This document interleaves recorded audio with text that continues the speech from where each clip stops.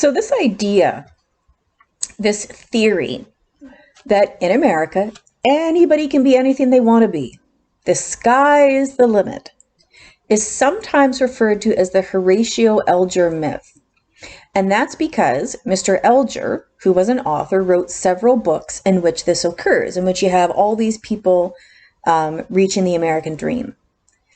And let's not be too sarcastic. There are some examples of this, of people who come from pretty humble beginnings, who do grow up to obtain a position of power in society and who do gain great wealth.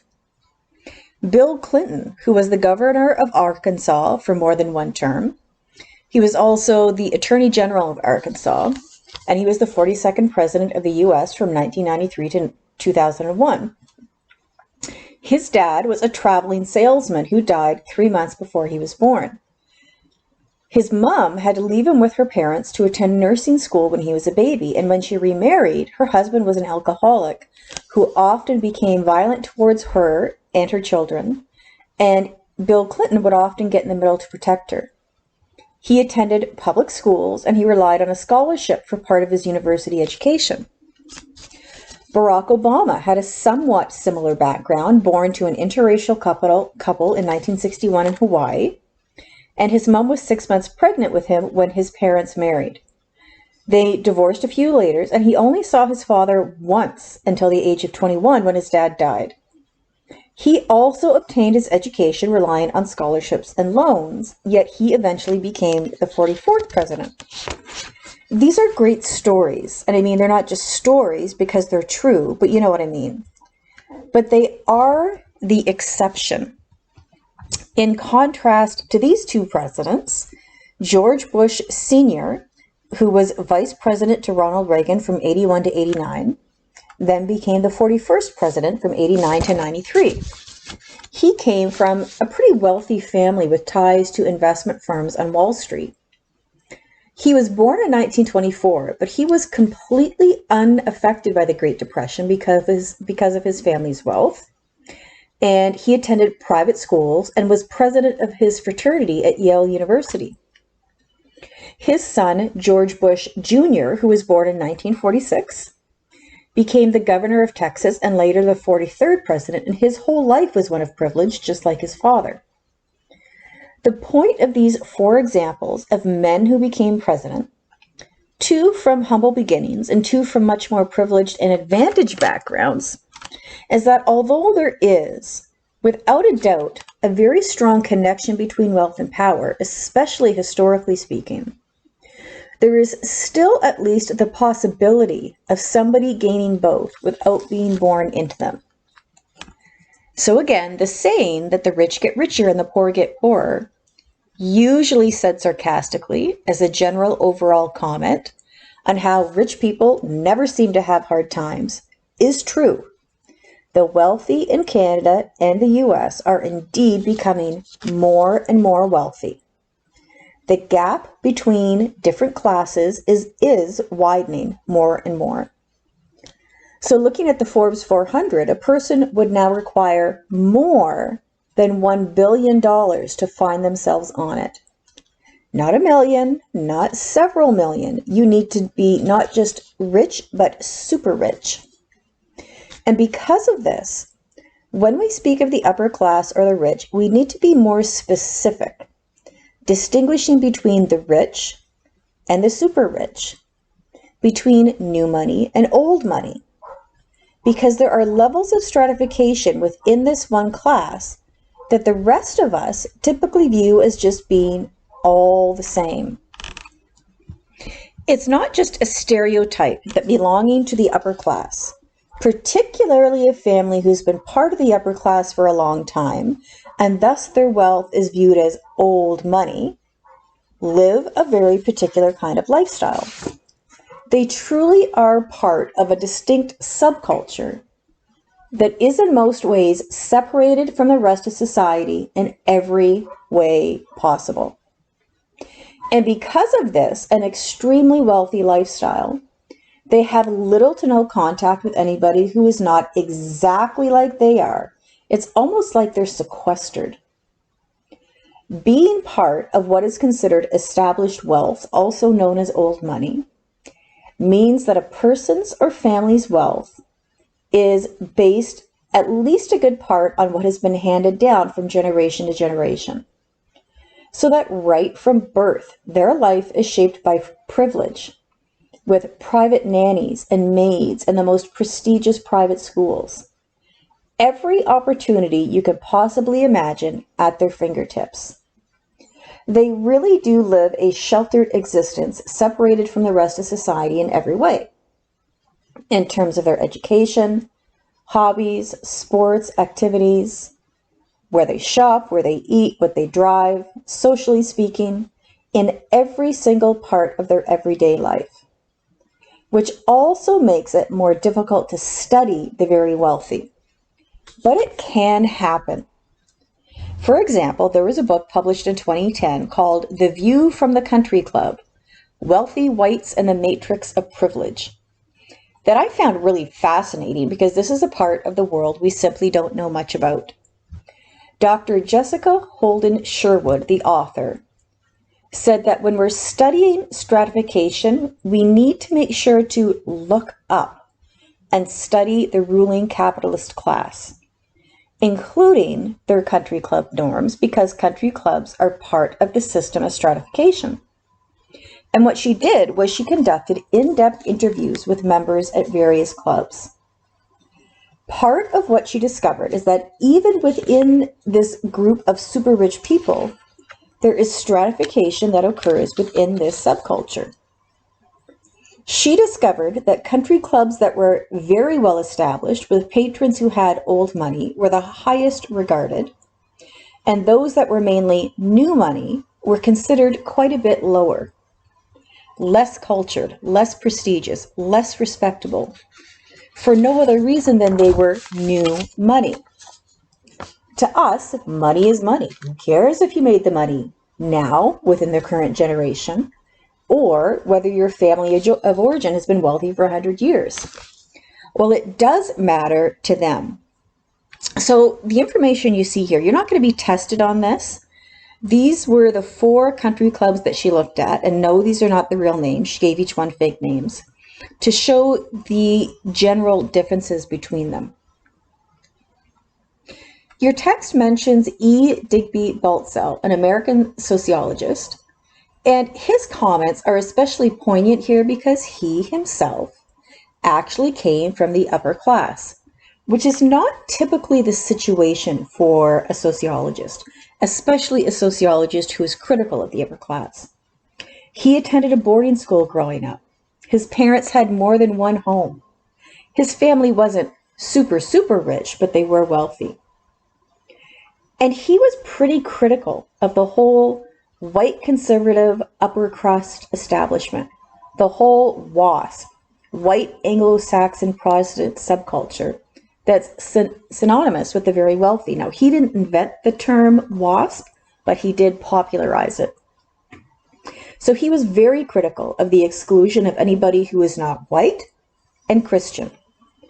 And he said that the upper class should reflect the ethnic makeup of the country as a whole in order to retain its legitimacy, because the WASP upper class had not done this, and thus it had essentially become a caste system in which no social mobility was possible at all.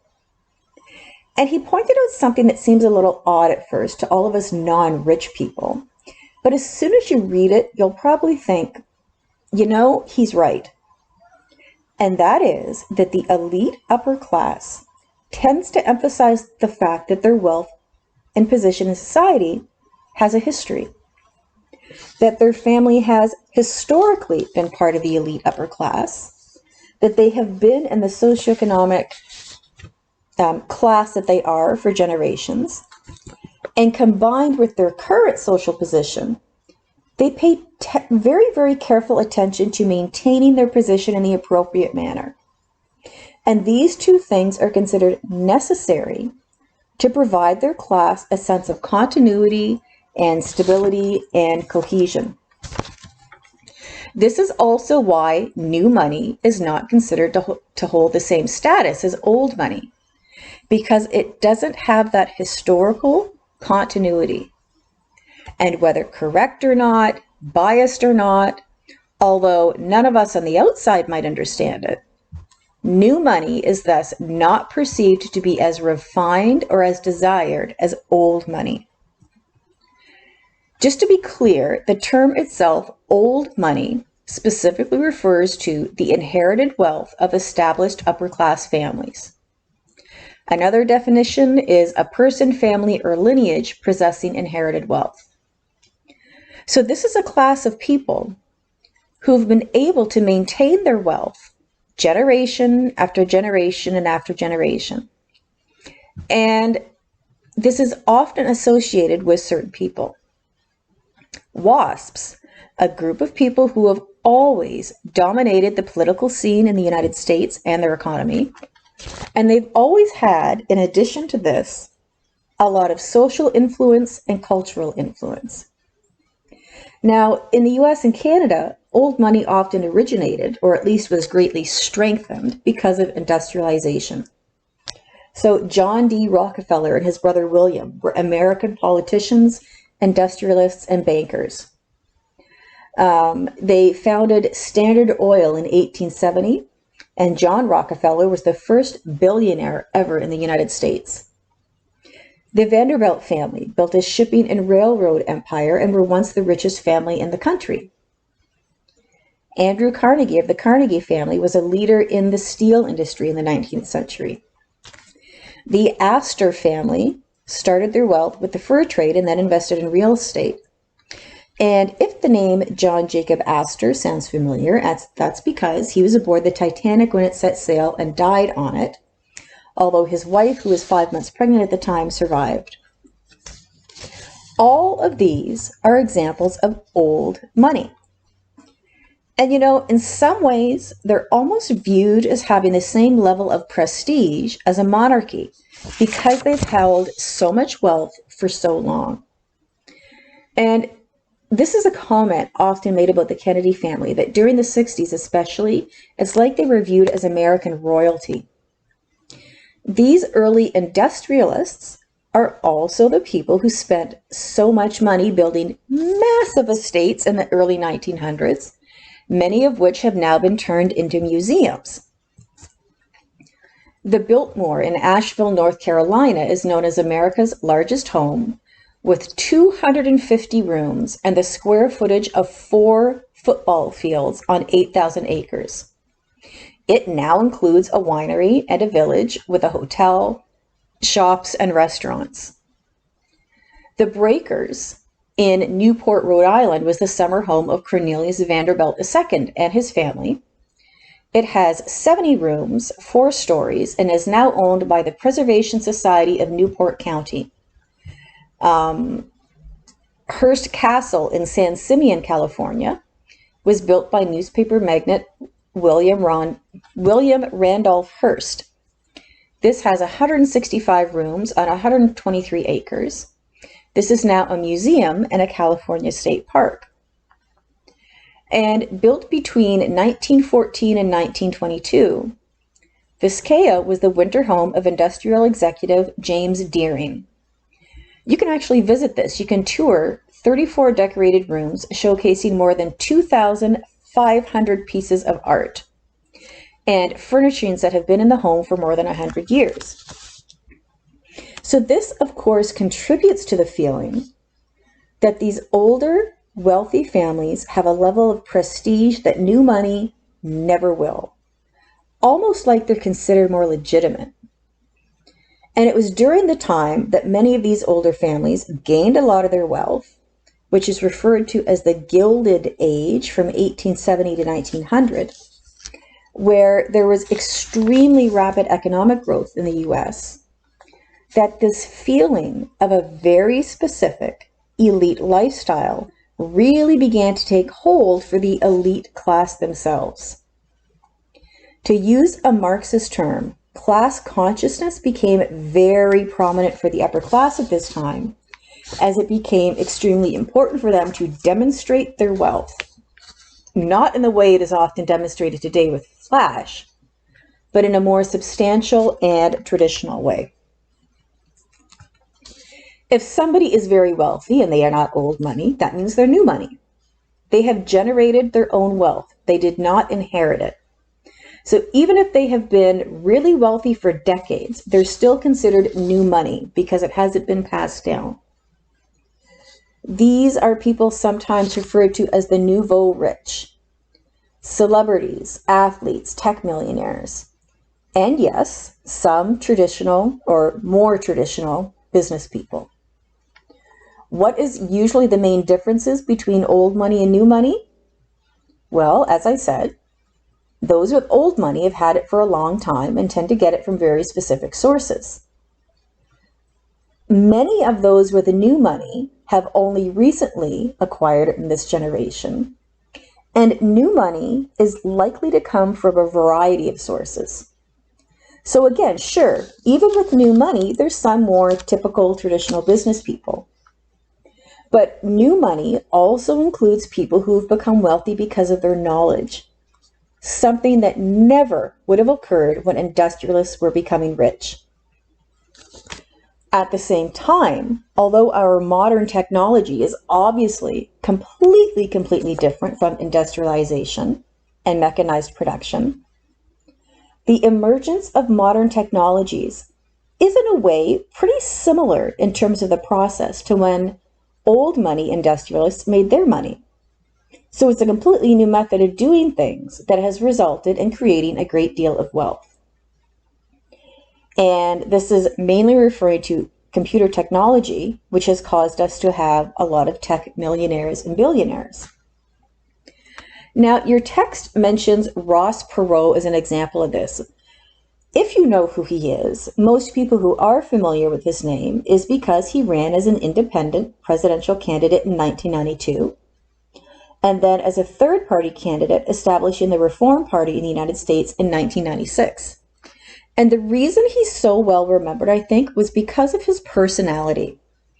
He was from Texas, and he had this kind of take no prisoners, go-getter, in-your-face, very charismatic, very stereotypical Texas businessman kind of approach. And because of that, he was pretty well known.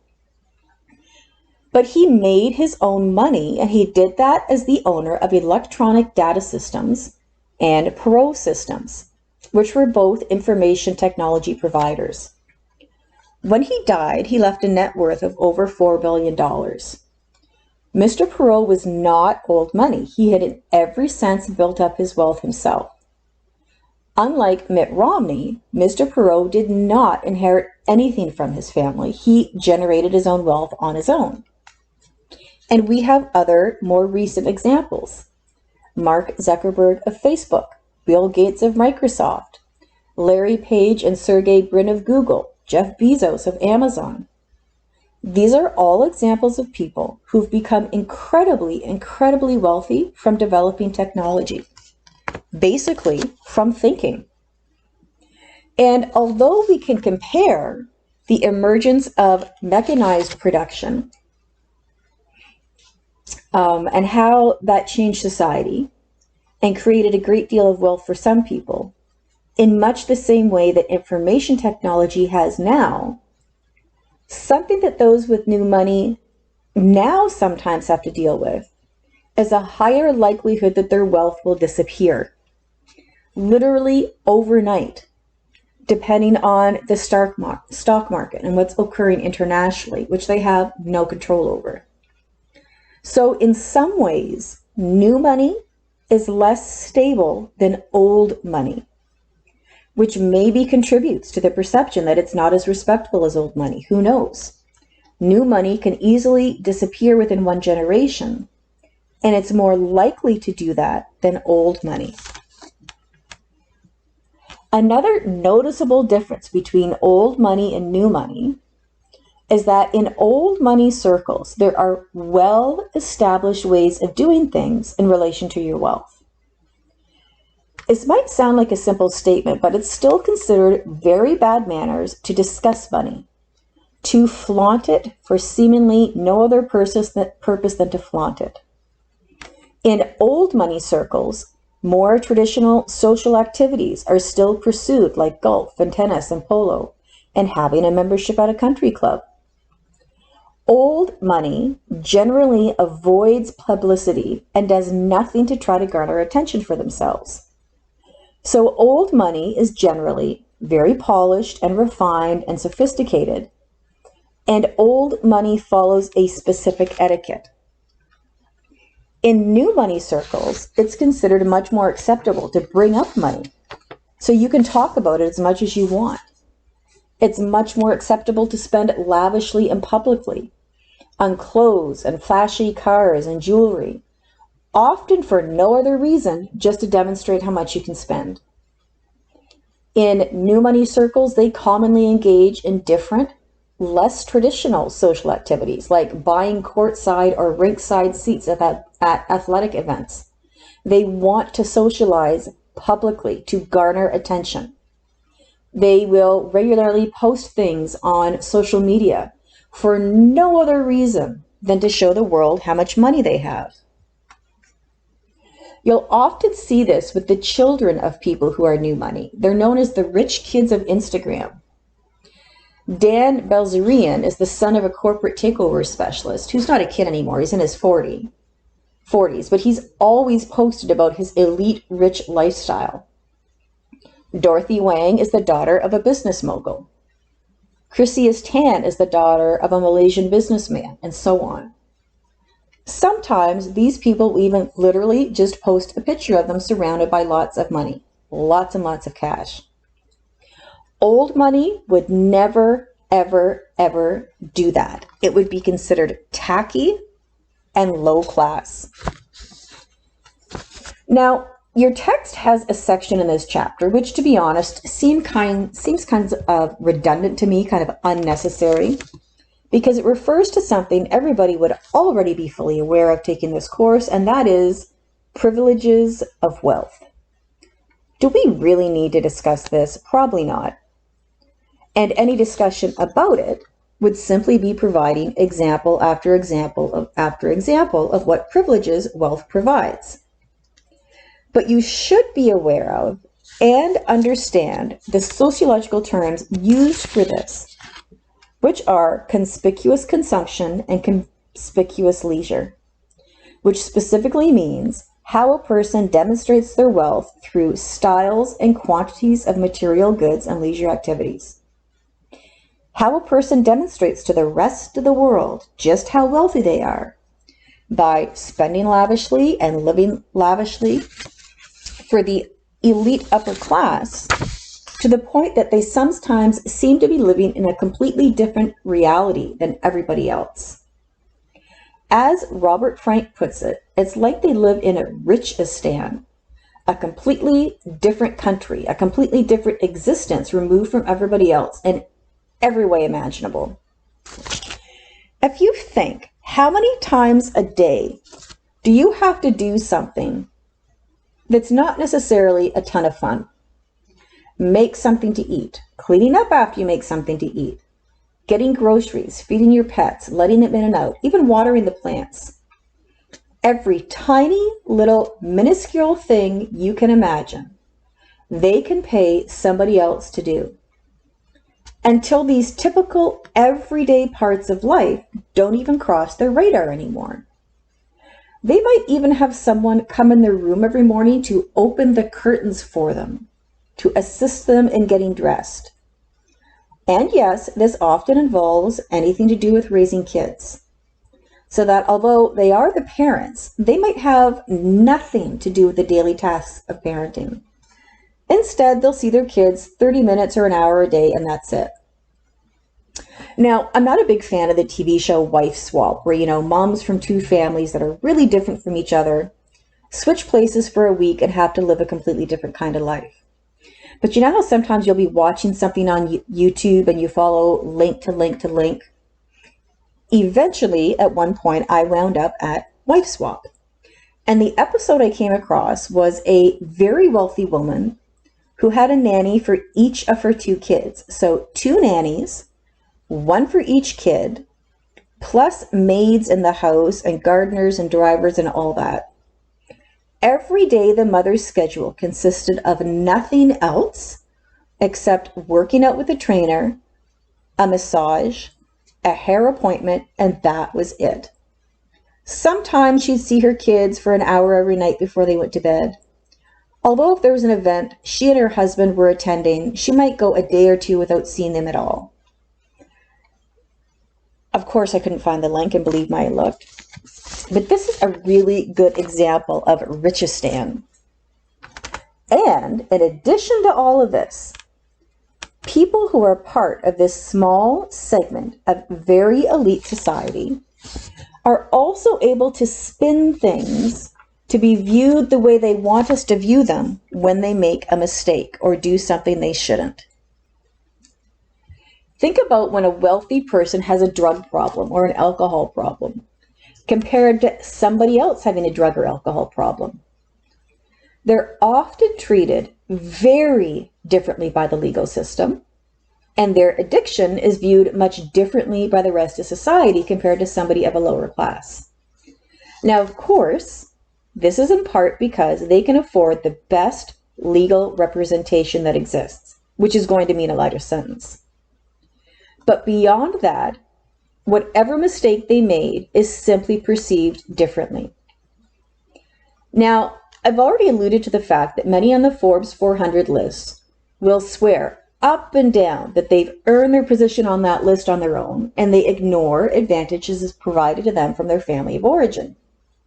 That many people who are wealthy are not as self-made as they want the rest of us to believe, and they truly believe this. So it's not that they're lying, they truly believe what they're saying. Maybe we need to be a little bit more understanding of their perspective and realize that those who come from these elite upper class families have no experience of what it is like not to live in an elite upper class world. So they truly, honestly have no real grasp of the kind of disadvantage the rest of us deal with, or at least no understanding of the lack of advantage the rest of us have. Because everyone they are surrounded by is in the same position they are. To them, all they can see is that they had to go to school like everybody else. They had to gain entrance into a university like everybody else. So how can the rest of us say that we ever had an easier time, that they ever had an easier time of it? So many are in 100% denial regarding how their inherited wealth and advantage has benefited them. And that even if they did not inherit wealth directly, they certainly did inherit advantage. And I see students every single year who work full-time during the summer and part-time during the school year. I'll sometimes have students with a full course load who also work full-time during the school year. I see students who have family responsibilities, who can't afford to go home for Thanksgiving or reading week, for example. They spend their reading weeks picking up extra hours at work, not relaxing and recharging or getting ahead on assignments. Not having to do any of that is an advantage. Not having to take loans out for school is an advantage. Even just the school you attend might be an advantage. So there is undeniably a generational tinge to wealth, and it is the exact same in Canada. Roy Thomson was Canada's wealthiest man in 1976. He was a newspaper magnate. His son, Ken, was Canada's wealthiest man in 1996, and his son, David, was Canada's wealthiest man in 2016.